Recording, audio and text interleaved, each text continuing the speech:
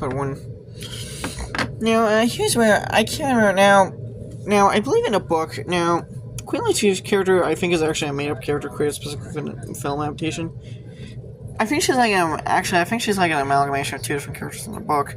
Now, this Shira novel actually has a little bit of somewhat different from the actual film adaptation. There's some differences.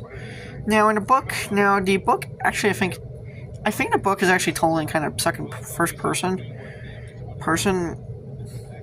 and I think it's actually told from kind of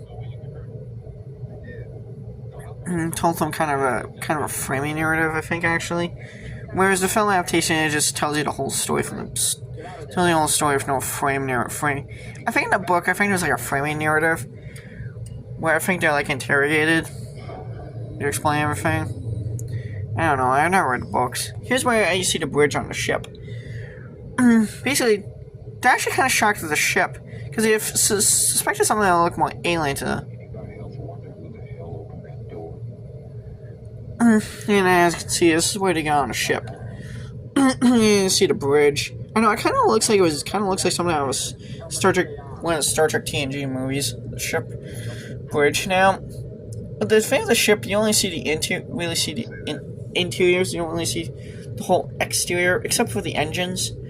And to be honest, it kind of looks like a Star Destroyer from Star Wars from the back view. Now, as you can see, there's the engine room, the pipes. See the pipes. There's the ceiling.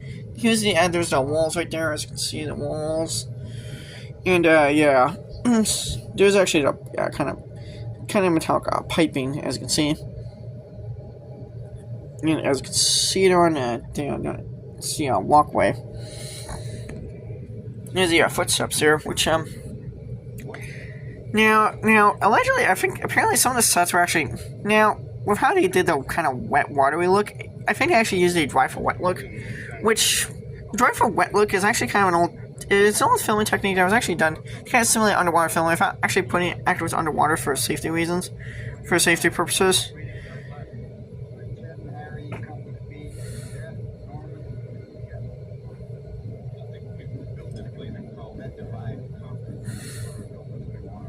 That way, now, dry for wet look isn't really... Now, a lot of times, dry for wet look nowadays is we done with CGI and sound. This movie is actually shot mostly in sound stages. These are good men, actually bad for their helmets. What?